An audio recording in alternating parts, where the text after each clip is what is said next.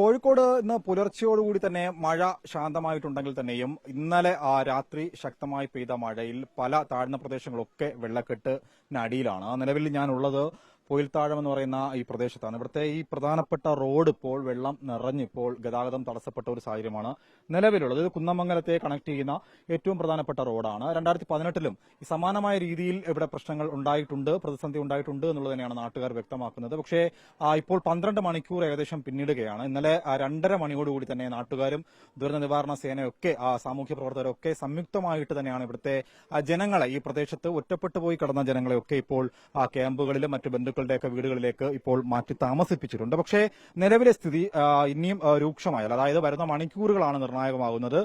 കോഴിക്കോട് ഈ ചോലക്കരത്താഴം അതുപോലെ തന്നെ ഈ പറയുന്ന പ്രദേശങ്ങളൊക്കെയും ഈ മൂന്നാം പുഴ അടക്കമുള്ള ഈ സ്ഥലങ്ങളിലൊക്കെ ഇനിയും വരുന്ന മണിക്കൂറുകളിൽ മഴ ശക്തി പ്രാപിച്ചു കഴിഞ്ഞാൽ കൂടുതൽ ദുരിതാശ്വാസ ക്യാമ്പുകൾ തുറക്കേണ്ടി വരും. പ്രത്യേകിച്ചും ആരംഭം ഭാഗത്ത് സ്കൂളിലടക്കം ഇപ്പോൾ ക്യാമ്പുകൾ തുറക്കുന്നുണ്ട്. നിലവിൽ പ്രായമായിട്ടുള്ള മനുഷ്യന്മാരെയൊക്കെ വളരെ പെട്ടെന്ന് തന്നെ മാറ്റാൻ സാധിച്ചു എന്നുള്ളതാണ് നാട്ടുകാർ വ്യക്തമാക്കുന്നത്. പക്ഷേ നിലവിൽ ഇപ്പോഴും വീണ്ടും അന്തരീക്ഷം മൂടിക്കെട്ടി കിടക്കുന്ന ഒരു സാഹചര്യമാണ്.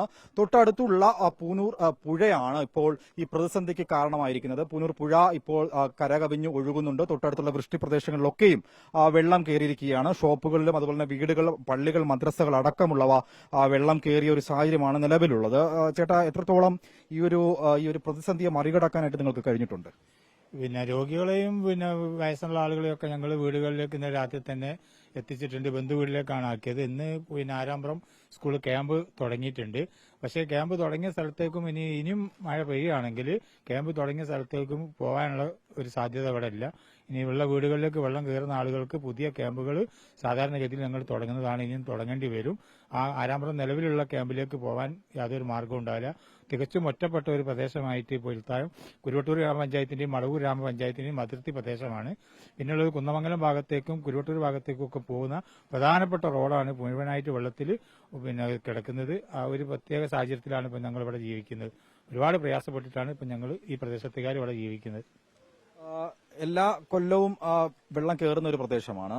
നിങ്ങൾക്ക് ഇതൊരു പരിചിതമാണെന്നറിയാം. കഴിഞ്ഞ തവണത്തെ അപേക്ഷിച്ച് വെള്ളം കയറിയത് കുറവാണല്ലേ? അതെ, എന്നാലും എല്ലാ കൊല്ലവും വെള്ളം കയറാറുണ്ട്. ഇത് അത്ര കയറിയിട്ടില്ല. 2018 ഇതിനെക്കാട്ടിലും കൂടുതൽ വെള്ളം കയറിയിരിക്കുന്നു ഇവിടെ. ഇപ്പോ അത്ര കയറിയിട്ടില്ല. എന്നാലും ആ ഭാഗത്തുള്ളവരൊക്കെ അവിടെ കുടുങ്ങി കിടക്കാണ്. അതായത് ഒറ്റപ്പെട്ട് കിടക്കുന്ന ഒരു സാഹചര്യമുണ്ട്. ആളുകൾ ഭാഗത്തുള്ളവരൊക്കെ അവിടെ ഒറ്റപ്പെട്ട്, ഒരുപാട് വീടുകളുണ്ട് ആ ഭാഗത്ത്.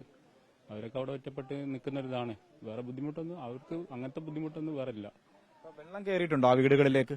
കുറച്ച് വീടുകളിലൊക്കെ വെള്ളം കയറിയതായിട്ട് പറയുന്നുണ്ട് ആ ഭാഗത്ത്.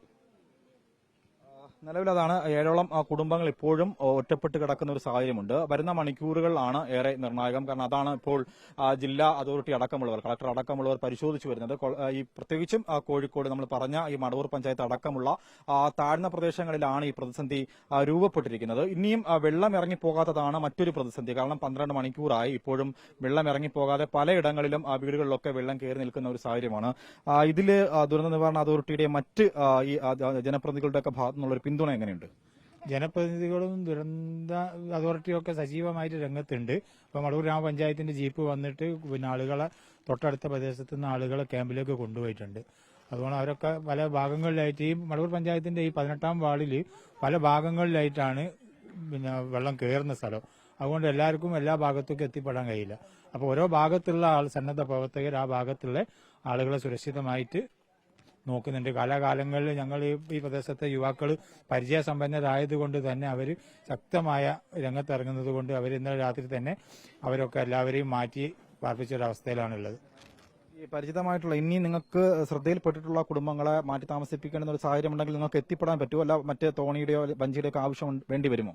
തോണിയുടെയും വഞ്ചിന്റെ ആവശ്യം ഉണ്ടാവില്ല. ഞങ്ങൾ ശ്രദ്ധിച്ചുകൊണ്ട് ജാഗരൂകരായി നിൽക്കുകയാണ്. അവരിനി കൂടുന്നുള്ള സാഹചര്യം വരികയാണെങ്കിൽ അവരെ ഉടനടി ഞങ്ങൾ മാറ്റിയിട്ട് പെട്ടെന്ന് തന്നെ ഞങ്ങൾ അടുത്ത വീടുകളിലേക്ക് എത്തിച്ചിട്ട് പിന്നെ ക്യാമ്പിലേക്ക് മാറ്റുക സാധാരണ ചെയ്യാറ്. അതാണ്. അപ്പൊ എന്തായാലും വേണ്ട മുൻകരുതലുകൾ എടുത്തിട്ടുണ്ട് എന്നുള്ളത് തന്നെയാണ് നാട്ടുകാരും അതുപോലെ തന്നെ ബന്ധപ്പെട്ടവരൊക്കെ പറയുന്നത്. എന്തായാലും വലിയ ഒരു അനിശ്ചിതത്വം നിലനിൽക്കുന്നുണ്ട്. പ്രത്യേകിച്ചും പൂനൂർ പുഴയാണ് ഇപ്പോൾ കരകവിഞ്ഞിരിക്കുന്നത്. കഴിഞ്ഞ ദിവസം ഈങ്ങപ്പുഴയൊക്കെയാണ് ഈ കരകവിഞ്ഞിട്ട് ആ പ്രദേശങ്ങളിലൊക്കെ, മലയോര ഗ്രാമങ്ങളിലൊക്കെ വലിയ പ്രതിസന്ധി സൃഷ്ടിച്ചിരുന്നു. ഇപ്പോഴാണ് കോഴിക്കോടിന്റെ താഴ്ന്ന പ്രദേശങ്ങളിലും വെള്ളക്കെട്ട് രൂപപ്പെട്ടിരിക്കുകയാണ്. വീഡിയോ ജേർണലിസ്റ്റ് റിജു നാഗപ്പനൊപ്പം reporter Arun Solomon, in reporter, Kozhikode.